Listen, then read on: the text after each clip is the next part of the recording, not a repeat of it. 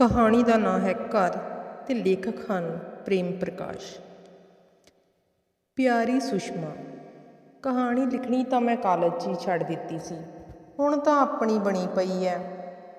ਮਹੀਨਾ ਕੁ ਪਹਿਲਾਂ ਤੇਰੀ ਦੂਜੀ ਚਿੱਠੀ ਆਈ ਤਾਂ ਮੈਂ ਸੋਚਿਆ 20-21 ਵਰ੍ਹੇ ਹੋ ਗਏ ਨੇ ਵਿਛੜਿਆਂ ਨੂੰ। ਹੁਣ ਜੇ ਗੱਲ ਕਰਨ ਲੱਗੇ ਹਾਂ ਤਾਂ ਦੁੱਖ ਹੀ ਕਿਉਂ ਫੋਲੀਏ। ਪਰ ਹੁਣ ਤੇਰੀ ਤੀਜੀ ਚਿੱਠੀ ਪੜ੍ਹ ਕੇ ਦਿਲ ਕੀਤਾ ਹੈ ਕਿ ਆਪਣੇ ਬਾਰੇ ਸਭ ਕੁਝ ਲਿਖ ਦਿਆਂ। ਤੈਂ ਲਿਖਿਆ ਹੈ ਕਿ ਤੂੰ ਦੁਖੀ ਹੈ, ਤੂੰ ਜੋ ਕੁਝ ਚਾਹੁੰਦੀ ਸੀ ਉਹ ਮਿਲ ਨਹੀਂ ਸਕਿਆ। ਪਰ ਮੈਂ ਇਸ ਲਈ ਦੁਖੀ ਹਾਂ ਕਿ ਮੈਂ ਜੋ ਚਾਹਿਆ ਸੀ ਉਹ ਮਿਲ ਗਿਆ। ਹੁਣ ਪਛਤਾਉਂਦੀ ਹਾਂ ਕਿ ਮੈਂ ਉਹ ਕਿਉਂ ਚਾਹਿਆ। ਮੇਰਾ ਵਰਤਮਾਨ ਬੜਾ ਸੌਖਾ ਹੈ, ਜਿਵੇਂ ਤੈਨੂੰ ਪਹਿਲੀ ਚਿੱਠੀ 'ਚ ਲਿਖਿਆ ਸੀ। ਪਤੀ ਬਿਜਲੀ ਦਾ SDO ਹੈ, ਬੜਾ ਸਾਊ, ਸਾਦਾ, ਇਮਾਨਦਾਰ, ਪਰ ਆਪਣੇ ਆਪ 'ਚ ਮਸਤ ਰਹਿਣ ਵਾਲਾ ਬੰਦਾ ਹੈ। 2 ਬੇਟੇ ਨੇ, ਵਿੱਕੀ ਤੇ ਮਿੱਕੀ, ਸੋਹਣੇ, ਆਖਾਂ ਮੰਨਣ ਵਾਲੇ। ਇਹਨਾਂ ਤੋਂ ਵੱਡੀ ਸਿੰਮੀ ਕਾਲਜ 'ਚ ਪੜ੍ਹਦੀ ਹੈ, ਹੋਸਟਲ 'ਚ ਰਹਿੰਦੀ ਹੈ। ਅਸੀਂ ਆਪਣਾ ਮਕਾਨ ਬਣਾਇਆ ਹੋਇਆ ਹੈ, ਸ਼ਹਿਰ ਦੀ ਸਭ ਤੋਂ ਸੁਥਰੀ ਨਵੀਂ ਬਸਤੀ 'ਚ। ਹੋਰ ਕੀ ਚਾਹੀਦਾ ਹੈ। ਪਰ ਮੈਂ ਬੀਤੇ ਤੇ ਆਉਣ ਵਾਲੇ ਸਮੇਂ ਦੇ ਚੱਕਰ 'ਚ ਫਸੀ ਹੋਈ ਹਾਂ। ਇਹ ਚੱਕਰ 4 ਕੁ ਵਰ੍ਹਿਆਂ ਤੋਂ ਸ਼ੁਰੂ ਹੋਇਆ, ਪਰ ਕਦੇ-ਕਦੇ ਲੱਗਦਾ ਉਦੋਂ ਤੋਂ ਸ਼ੁਰੂ ਹੋਇਆ ਜਦੋਂ ਤੋਂ ਮੈਂ ਸੋਚਣ ਲੱਗ ਪਈ ਕਿ ਮੈਂ ਕਿੱਥੋਂ ਤੁਰੀ ਤੇ ਮੇਰਾ ਅੰਤ ਕੀ ਹੈ। 35 ਵਰ੍ਹੇ ਟੱਪ ਗਏ ਨੇ, ਸਿਰ 'ਚ ਧੌਲੇ ਦਿਸਣ ਲੱਗ ਪਏ ਨੇ, ਕਮਰ ਤੇ ਮਾਸ 'ਚ ਵਲ ਪੈਣ ਲੱਗ ਪਏ ਨੇ। ਇਸ 'ਤੇ ਵੀ ਸਰੀਰ ਭਰਿਆ ਨਰੋਆ ਸੱਜਰਾ ਦਿਸਦਾ ਹੈ, ਪਰ ਲੱਗਦਾ ਹੈ ਅੰਦਰੇ ਅੰਦਰ ਖੁਰਦਾ ਜਾਂਦਾ, ਖੁਰਿਆ ਪਿਆ। ਤੈਂ ਮੇਰੇ 4 ਨਾਂ ਲਿਖੇ ਨੇ, ਰੀਟਾ ਕੌਸ਼ਲ, ਰੀਟਾ ਸੁਹੇਲ ਸਿੰਘ ਭੁੱਲਰ ਤੇ ਮਿਸਿਜ਼ ਭੁੱਲਰ। ਮੈਨੂੰ ਚਾਰੇ ਸਵੀਕਾਰ ਨੇ, ਚੌਥੇ ਨਾਂ ਨਾਲ ਹੋਣ ਵਾਲੇ ਆਪਣੇ ਅੰਤ ਸਮੇਤ। ਹੁਣ ਰਾਤ ਦੇ 11 ਵੱਜਣ ਵਾਲੇ ਨੇ। ਦੋਵੇਂ ਬੇਟੇ ਆਪਣੇ ਕਮਰੇ 'ਚ ਸੌਂ ਗਏ ਨੇ। ਭੁੱਲਰ ਸਾਹਿਬ ਕਿਸੇ ਪਾਰਟੀ 'ਚ ਗਏ ਹੋਏ ਨੇ, ਆਉਣ ਹੀ ਵਾਲੇ ਨੇ। ਆ ਕੇ ਮੰਜੇ 'ਤੇ ਗਿਰ ਕੇ ਚਾਦਰ ਤਾਣ ਕੇ ਸੌਂ ਜਾਣਗੇ। ਉਹ ਹਰ ਰਾਤ ਸ਼ਰਾਬ ਦਾ ਆਪਣਾ ਕੋਟਾ ਪੂਰਾ ਕਰਕੇ ਜਿਵੇਂ ਘੋੜੇ ਵੇਚ ਕੇ ਸੌਂਦੇ ਨੇ, ਪਰ ਮੈਨੂੰ ਨੀਂਦ ਨਹੀਂ ਆਉਂਦੀ। ਨੀਂਦ ਨਾ ਆਉਣ ਦਾ ਕਾਰਨ ਕੋਈ ਰੋਗ ਨਹੀਂ, ਅਜੀਬ ਜੀ ਅਵਸਥਾ ਹੈ ਜਿਹੜੀ ਦਿਨ ਢਲਣ ਨਾਲ ਸ਼ੁਰੂ ਹੋ ਜਾਂਦੀ ਹੈ। ਨਾ ਦਿਲ ਡੁੱਬਦਾ ਹੈ, ਨਾ ਘਟਦਾ ਹੈ, ਨਾ ਬੁਖਾਰ ਹੁੰਦਾ ਹੈ, ਨਾ ਸਿਰ ਦਰਦ ਕਰਦਾ ਹੈ। ਬਸ ਸਰੀਰ ਜਿਵੇਂ ਢਹਿਣ ਲੱਗ ਪੈਂਦਾ ਹੈ। ਦਿਮਾਗ, ਮਨ ਤੇ ਸਰੀਰ ਆਪ ਮੁਹਾਰੇ ਹੋ ਜਾਂਦੇ ਨੇ। ਦਿਮਾਗ ਕਹਿੰਦਾ ਕੁਝ ਹੈ ਤੇ ਅੱਗੋਂ ਸਰੀਰ ਕਰਦਾ ਕੁਝ ਹੈ। ਇਸ ਖਿੱਚੋਤਾਣ 'ਚ ਸਰੀਰ ਨਿਢਾਲ ਹੋ ਜਾਂਦਾ ਹੈ। ਉਹ ਥੱਕਿਆ ਹੁੰਦਾ ਹੈ, ਨਾ ਕਮਜ਼ੋਰ। ਇਹ ਅਵਸਥਾ ਕਦੋਂ ਤੋਂ ਸ਼ੁਰੂ ਹੋਈ ਕੁਝ ਯਾਦ ਨਹੀਂ। ਇੰਨਾ ਕੁ ਖਿਆਲ ਹੈ ਕਿ ਇਹਦੇ ਨਾਲ ਮੇਰੇ ਪਿਤਾ ਜੀ ਤੇ ਫਿਰ ਮਾਂ ਦੀ ਮੌਤ ਜੁੜੀ ਹੈ। ਜਿੰਨਾ ਖਿਆਲ ਉਹਨਾਂ ਦਾ ਆਉਂਦਾ ਹੈ, ਓਨਾ ਹੀ ਬਦਨੀ ਕਲਾਂ ਦੇ ਉਸ ਘਰ ਦਾ ਆਉਂਦਾ ਹੈ, ਜਿਹੜਾ ਮੈਥੋਂ ਹਮੇਸ਼ਾ ਲਈ ਛੁੱਟ ਗਿਆ, ਜਿਹਨੂੰ ਮੈਂ ਦੇਖ ਵੀ ਨਹੀਂ ਸਕਦੀ।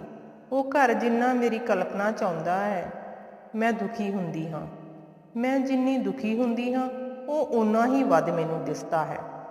ਬਦਨੀ ਕਲਾਂ ਪੱਕਾ ਕੱਚਾ ਜਿਹਾ ਪਿੰਡ ਹੈ।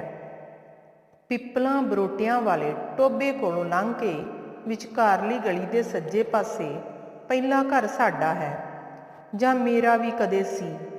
ਖੜਕਦੇ ਚੀਕਦੇ ਦਰਵਾਜ਼ੇ ਖੋਲ੍ਹ ਕੇ ਬੜੇ ਵਿਹੜੇ ਦੇ ਖੱਬੇ ਹੱਥ ਖੂਹੀ ਹੈ, ਤੇ ਨਾਲ ਹੀ ਪਿੱਪਲੀ ਤੇ ਆਲੇ 'ਚ ਸਿਨ ਮੰਦਰ ਤੇ ਠਾਕੁਰਦੁਆਰਾ।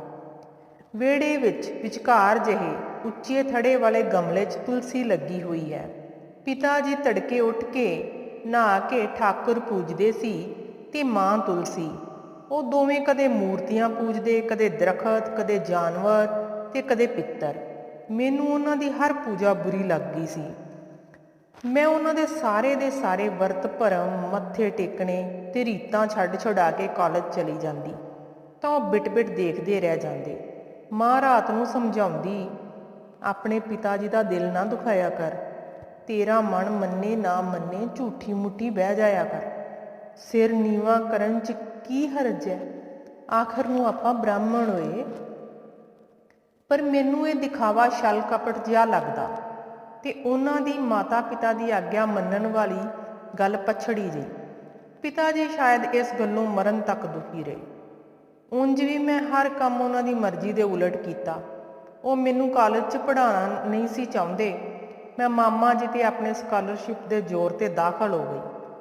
ਹੋਸਟਲ ਦੇ ਖਰਚੇ ਲਈ ਮੈਂ ਟਿਊਸ਼ਨਾਂ ਵੀ ਕੀਤੀਆਂ। ਉਹ ਇਸ ਲਈ ਵੀ ਕਿ ਮੈਂ ਮੁੜ ਕੇ ਪਿੰਡ ਜਾਣਾ ਨਹੀਂ ਸੀ ਚਾਹੁੰਦੀ। ਇਹ ਸਭ ਕੁਝ ਕਰਦਿਆਂ ਮੈਨੂੰ ਲੱਗਿਆ ਸੀ ਮੈਂ ਕੋਈ ਕ੍ਰਾਂਤੀਕਾਰੀ ਕੰਮ ਕਰ ਰਹੀ ਹਾਂ, ਨਵੀਂ ਨਸਲ ਲਈ ਨਵਾਂ ਰਾਹ ਬਣਾ ਰਹੀ ਹਾਂ। ਹੁਣ ਸੋਚ ਕੇ ਹੈਰਾਨੀ ਹੁੰਦੀ ਹੈ ਕਿ ਉਹ ਸਭ ਕੁਝ ਕਿਵੇਂ ਹੋ ਗਿਆ। ਮੇਰੇ ਪਿਤਾ ਜੀ ਮਾਂ ਨੂੰ ਕਿਹਾ ਕਰਦੇ ਸੀ, ਮੇਰੇ ਘਰ ਨਾਸਤਕ ਪੁੱਤਰੀ ਨੇ ਜਨਮ ਲਿਆ ਹੈ।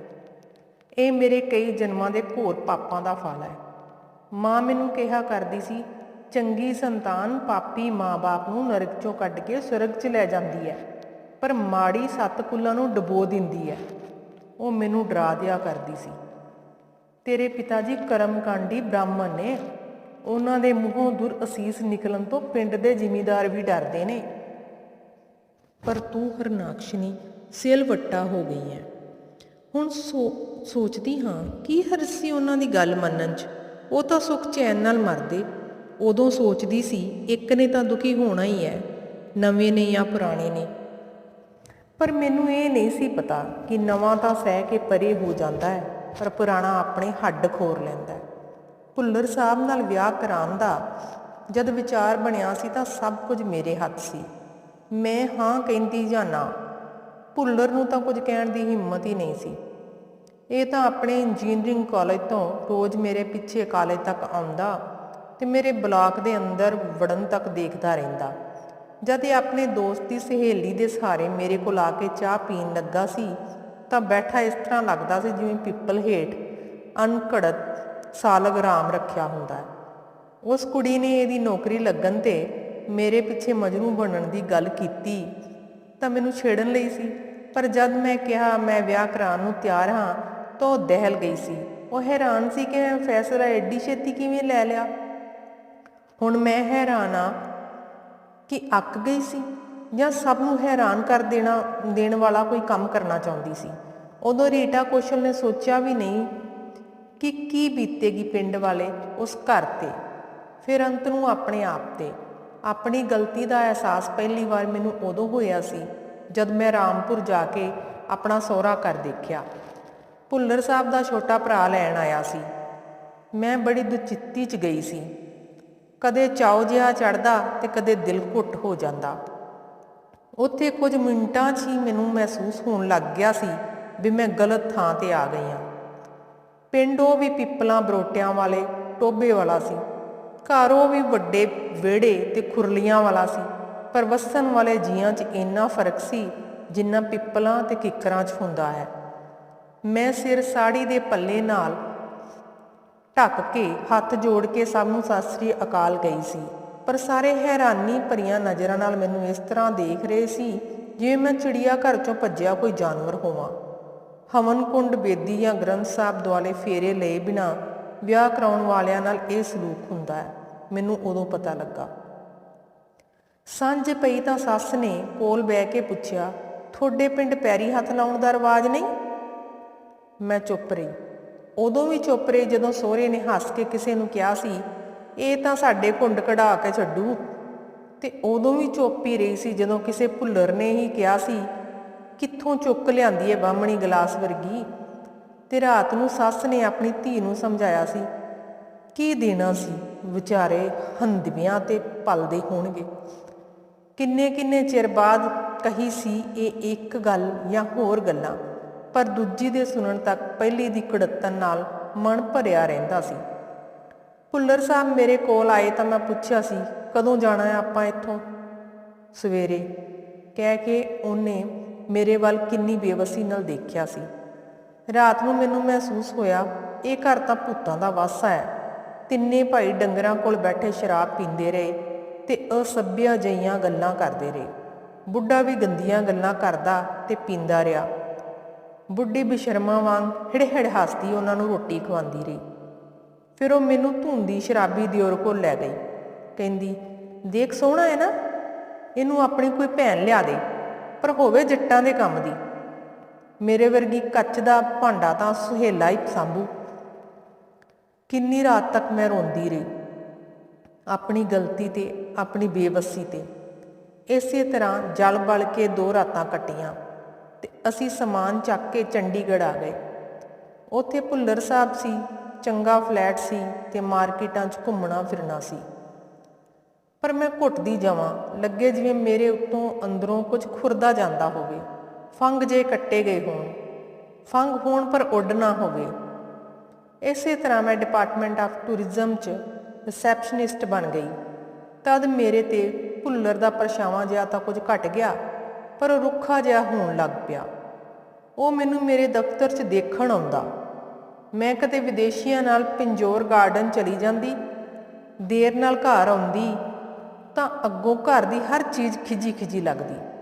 ਸੋਚਦੀ ਮਾਂ-ਬਾਪ ਛੱਡੇ, ਜਨਮ ਦਾ ਘਰ ਛੱਡਿਆ, ਧਰਮ ਛੱਡਿਆ ਤਾਂ ਇਸ ਆਦਮੀ ਨਾਲ ਤੁਰੀ ਸੀ। ਹਾਲੇ ਤਾਂ ਵਾਟ ਸ਼ੁਰੂ ਹੀ ਹੋਈ ਹੈ, ਅੱਧ ਤੱਕ ਕੀ ਬਣੂ। ਹੁਣ ਤਾਂ ਮਾਮਾ ਜੀ ਵੀ ਸਾਥ ਛੱਡ ਗਏ ਸੀ। ਉਹ ਜਦ ਕਿਤੇ ਮਿਲਦੇ ਅੱਖ ਬਚਾ ਕੇ ਲੰਘ ਜਾਂਦੇ। ਮੈਂ ਆਪਣੇ ਆਪ 'ਤੇ ਖਿਝ ਜਾਂਦੀ। ਇੱਕ ਦਿਨ ਗਵਰਨਰ ਦੀ ਪਾਰਟੀ ਕਰਕੇ ਮੈਨੂੰ ਕਾਫੀ ਦੇਰ ਹੋ ਗਈ। ਬਾਹਰ ਨਿਕਲੀ ਤਾਂ ਗੇਟ 'ਤੇ ਭੁੱਲਰ ਸਕੂਟਰ ਲਈ ਖੜਾ ਸੀ।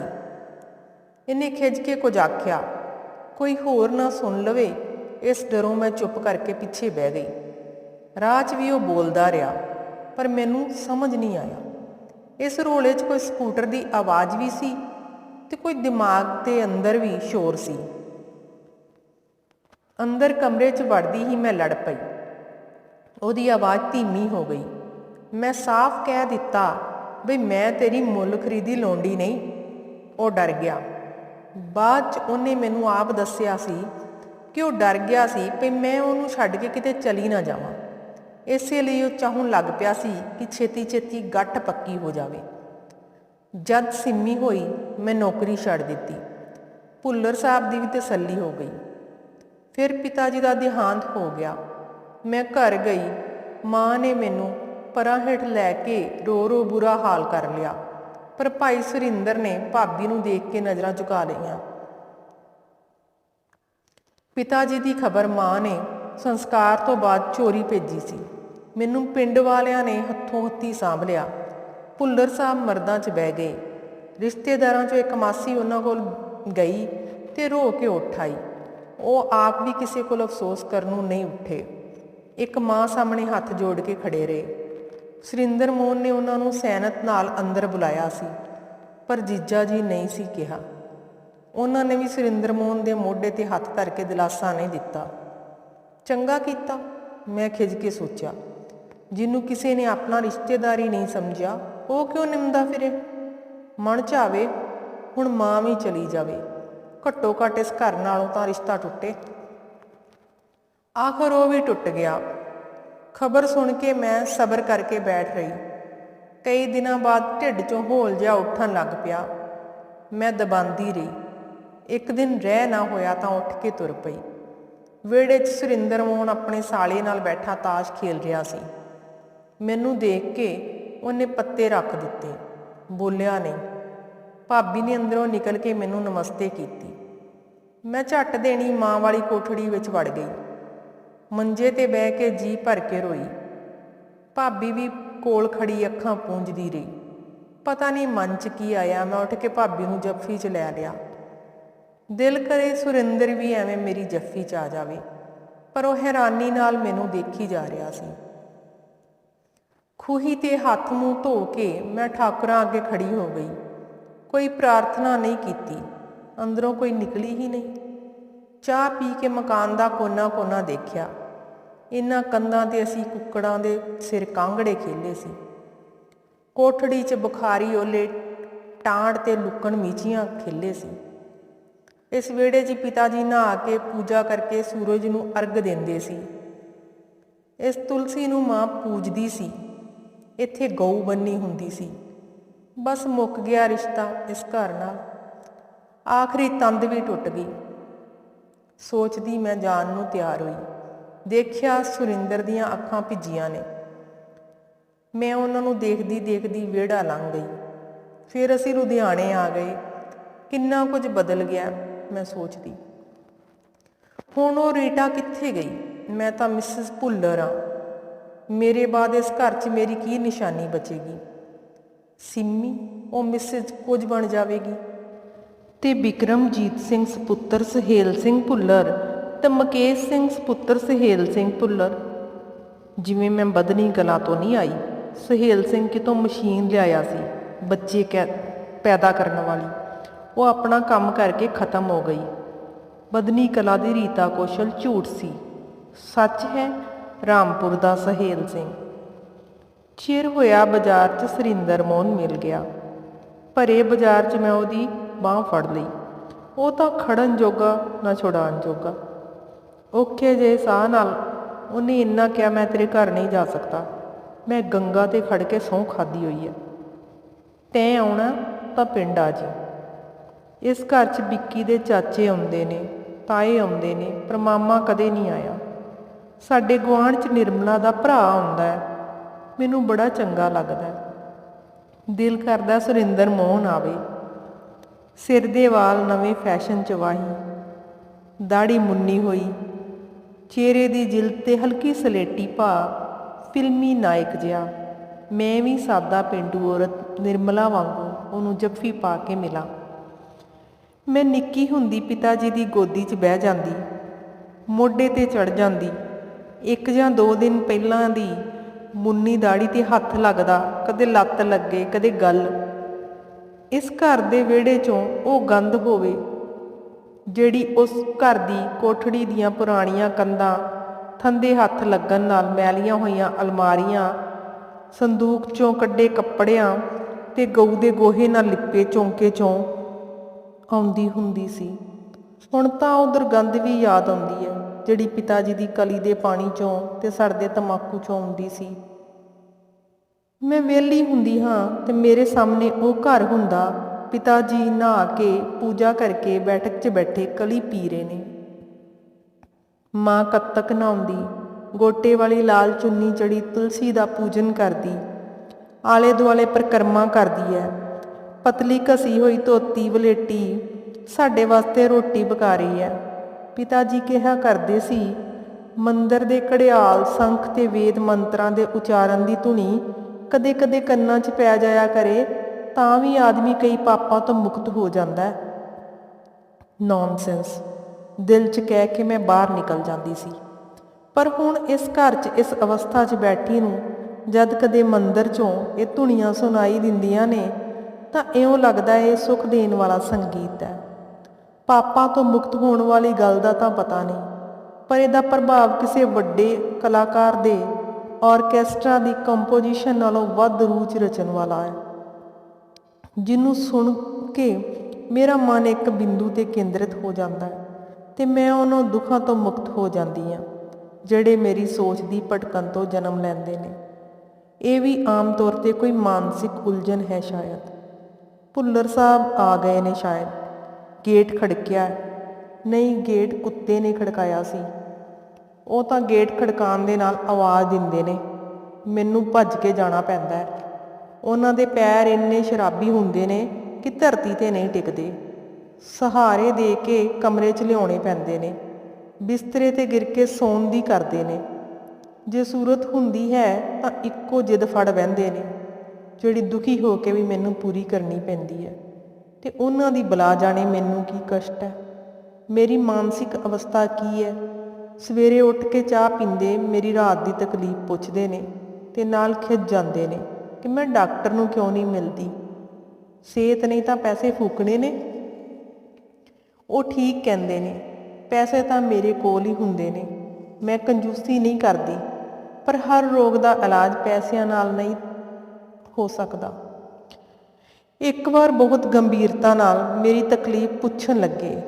ਮੈਂ ਬਦਨੀ ਕਲਾਂ ਉਸ ਘਰ ਦੇ ਵਾਸੀਆਂ, ਚੀਜ਼ਾਂ, ਵਸਤਾਂ ਦੀਆਂ ਗੱਲਾਂ ਦੱਸਦੀ ਰਹੀ। ਉਹ ਸਭ ਕੁਝ ਸੁਣ ਕੇ ਹੱਸ ਪਏ। ਕਹਿਣ ਲੱਗੇ, ਮੇਰੇ ਨਾਲ ਬਹਿ ਕੇ ਸ਼ਰਾਬ ਪੀਆ ਕਰ, ਸਭ ਦੁੱਖ ਦੂਰ ਹੋ ਜਾਣਗੇ। ਮੈਂ ਚੁੱਪ ਕਰ ਗਈ, ਉੱਕੀ ਚੁੱਪ। ਚੰਗਾ ਖਾਣਾ, ਚੰਗਾ ਪੀਣਾ, ਵਧੀਆ ਪਹਿਨਣਾ ਤੇ ਦੋਸਤਾਂ ਦੀਆਂ ਮਹਿਫਿਲਾਂ 'ਚ ਗੱਪਾਂ ਇਹਨਾਂ ਦੀ ਜ਼ਿੰਦਗੀ ਦਾ ਮਨੋਰਥ ਹੈ, ਇਸ ਤੋਂ ਵੱਧ ਕੁਝ ਨਹੀਂ। ਕਈ ਵਾਰ ਮੈਨੂੰ ਇਹਨਾਂ ਤੋਂ ਸਖਤ ਨਫ਼ਰਤ ਹੋਣ ਲੱਗ ਪੈਂਦੀ ਹੈ, ਪਰ ਕਦੇ ਇਹ ਗੱਲ ਚੰਗੀ ਵੀ ਲੱਗਦੀ ਹੈ ਕਿ ਇਹ ਭੂਤ ਭਵਿੱਖ ਦੀ ਹਰ ਚਿੰਤਾ ਤੋਂ ਮੁਕਤ ਨੇ। ਸੁਰਗ ਨਰਕ ਦੇ ਸੁੱਖਾਂ ਦੁੱਖਾਂ ਵਾਸਤੇ ਲੇਖੇ ਦੇਣ ਦੀ ਜਿਹੜੀ ਚਿੰਤਾ 'ਚ ਪਿਤਾ ਜੀ ਫਸੇ ਰਹਿੰਦੇ ਸੀ, ਇਹਨਾਂ ਲਈ ਕੁਝ ਨਹੀਂ। ਉਹ ਤਾਂ ਮੇਰੇ ਲਈ ਸਿਫਰ ਹੈ। ਪਰ ਆਪਣੀ ਚਿੰਤਾ ਦਾ ਮੈਂ ਕੀ ਕਰਾਂ? ਮੈਂ ਜੋ ਰੀਤਾ ਕੌਸ਼ਲ ਸੀ, ਫਿਰ ਰੀਟਾ ਬਣੀ, ਤੇ ਫਿਰ ਮਿਸਿਸ ਭੁੱਲਰ, ਤੇ ਫਿਰ ਸਵਾਹ ਮਿੱਟੀ। ਇਸ ਘਰ 'ਚ ਮੇਰੀ ਕੀ ਨਿਸ਼ਾਨੀ ਬਚੇਗੀ? ਮਿਸਿਸ ਸੀਮਾ ਕੁਝ, ਤੇ ਗੁੱਟੀਆਂ ਵਾਲੇ 2 ਬੱਚੇ ਜਿਨ੍ਹਾਂ ਦੇ ਪਿਓ ਦੇ ਨਾਂ ਦੇ ਬਾਅਦ ਸਕਨਾ ਰਾਮਪੁਰ, ਜ਼ਿਲ੍ਹਾ ਲੁਧਿਆਣਾ ਲਿਖਿਆ ਹੋਵੇਗਾ। ਬਾਪੂ ਜੀ ਨੇ ਇੱਕ ਵਾਰ ਕਿਹਾ ਸੀ, ਜੱਟ ਦੇ ਘਰ ਸੁਨਿਆਰੀ ਆਵੇ ਜਾਂ ਚਮਿਆਰੀ, ਉਹ ਜੱਟ ਹੀ ਜਣੂਗੀ। ਮੇਰੇ ਪਿਤਾ ਜੀ ਨੇ ਮਾਂ ਨੂੰ ਕਿਹਾ ਸੀ, ਉਹ ਖੱਤਰੀ ਬਾਣੀਏ ਨਾਲ ਵਿਆਹ ਕਰਾ ਲੈਂਦੀ, ਮੈਨੂੰ ਇੰਨਾ ਦੁੱਖ ਨਾ ਹੁੰਦਾ। ਉਹਨੇ ਨਿਮਨ ਵੈਸ਼ ਦੇ ਘਰ ਜਾ ਕੇ ਮੇਰੀਆਂ 7 ਕੁਲਾਂ ਕਲੰਕਿਤ ਕਰ ਦਿੱਤੀਆਂ ਨੇ। ਇਹ ਗੱਲ ਵੀ ਮੈਨੂੰ ਨੌਨਸੈਂਸ ਲੱਗਦੀ ਹੈ, ਪਰ ਆਪਣੇ ਉਸ ਗੇਟ ਖੜਕਣ ਨਾਲ ਆਵਾਜ਼ ਆਈ ਹੈ। ਉਹ ਆ ਗਏ। ਸਕੂਟਰ ਦੀ ਆਵਾਜ਼ ਨਹੀਂ ਆਈ। ਕੋਈ ਦੋਸਤ ਨਾਲ ਹੋਵੇਗਾ। ਚੰਗਾ, ਬਾਕੀ ਫੇਰ। ਤੇਰੀ ਰੀਤਾ ਭੁੱਲਰ। ਜਨਵਰੀ 1976।